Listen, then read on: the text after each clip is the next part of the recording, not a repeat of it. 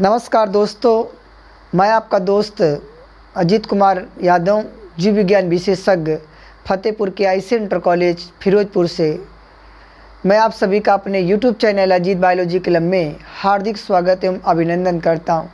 दोस्तों, मैं आप लोगों से आज चिंतन वैश्विक महामारी के बारे में करने वाला हूं। जैसा कि दोस्तों आप लोग जानते हैं, इस समय वैश्विक महामारी चल रही है। लगातार कोविड-19 2020 से भारत को ही नहीं पूरे विश्व को प्रभावित किया है।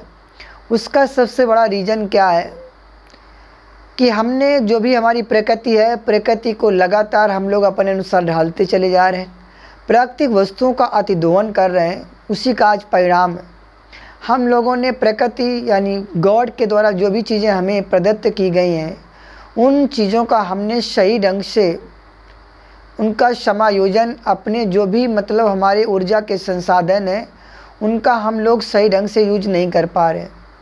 भारत वैसे ही दुनिया का तीसरे देशों में आज गिनती होती है, लेकिन जो हमारे संसाधन हैं, जैविक संसाधन हैं, उन संसाधनों का अभी तक हम सही ढंग से यूज करना नहीं सीख पाए हैं, और उसी का परिणाम आज हम लोगों को देखने के लिए मिल रहा है। क्योंकि इस पृथ्वी पर जितने भी प्राणी हैं या पेड़ पौधे हैं या अन्य प्राणी हैं, सब प्राणी एक दूसरे पर निर्भर हैं। और जब कोई भी प्राणियों की या किसी भी जीवधारी की जातियां प्रभावित होती हैं, तो उससे जुड़ी हुई या उस पर निर्भर रहने वाली दूसरी जाति भी क्या होता है, प्रभावित हो जाती है। अब जैसे हम आज बात करें पौधों की, तो पौधों का हम लोगों से एक बहुत बड़ा संबंध है और पौधों का हमसे भी है। दोनों का एक दूसरे से कोरिलेशन है, क्योंकि हम श्वसन क्रिया में कार्बन डाइऑक्साइड छोड़ते हैं जो वायुमंडल में जाती है, और पौधे प्रकाश संश्लेषण के दौरान ऑक्सीजन बनाते हैं जो वायुमंडल में जाती है। हम लोग वायुमंडल से ऑक्सीजन ले रहे हैं जो कि पौधों से रिलीज हो रही है। हम लोग कार्बन डाइऑक्साइड रिस्पायरेशन के दौरान छोड़ते हैं जो वायुमंडल में जाकर पौधे प्रकाश संश्लेषण क्रिया के दौरान भोजन बनाने में कार्बन डाइऑक्साइड ले रहे हैं। तो क्या पौधा हमारे बिना जीवित रह सकता है? नहीं रह सकता है, और ना हम पौधों के बिना जीवित रह सकते हैं। तो इस पृथ्वी पर जब तक हम लोग जितनी प्राकृतिक चीज़ें हैं उनका सही ढंग से समुचित उपयोग नहीं करेंगे, तो ऐसी वैश्विक महामारी लगातार कितनी भी वैक्सीन हम बना लें, कितनी भी रिसर्च कर लें, कितनी भी दवा बना लें, हमारा जीवन या मानव जीवन कभी सुखमय नहीं हो सकता है। क्योंकि आज चलिए ठीक है, ये वायरस आया, वैक्सीन बन जाएगी, हम लोग स्वस्थ हो जाएंगे, हम वैक्सीन का टीका लगवा लेंगे, हमारे शरीर में प्रतिरोधक क्षमता हो जाएगी। चलिए ठीक है, कुछ समय के लिए हो जाएगी, लेकिन पूर्ण रूप से नहीं।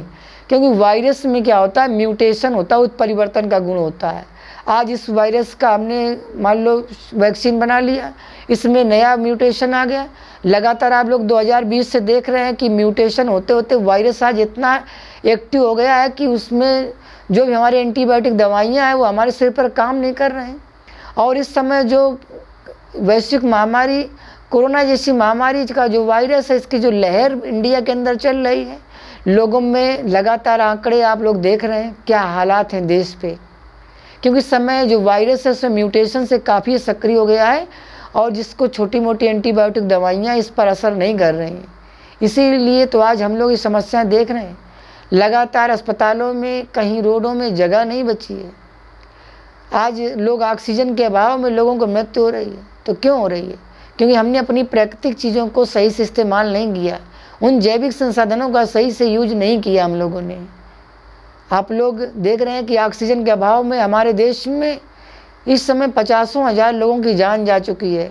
पूरे देश में जहाँ जहाँ पे वैश्विक महामारी का संकट है, आज ऑक्सीजन की इतनी बड़ी डिमांड है कि ऑक्सीजन की पूर्ति नहीं हो रही, लोग ऑक्सीजन के अभाव में मर रहे हैं। तो हम लोगों को कम से कम क्या है, अपने वातावरण को, अपने इकोसिस्टम को मजबूत करना है। सभी जितने भी प्राणी हैं, जो भी मानव लोग हैं, सभी को कम से कम एक पौधा तो लगाना चाहिए। जब हमारे एनवायरनमेंट में पर्याप्त रूप से ऑक्सीजन मिलेगी, शुद्ध ऑक्सीजन मिलेगी, तभी हम लोग जीवित रह पाएंगे।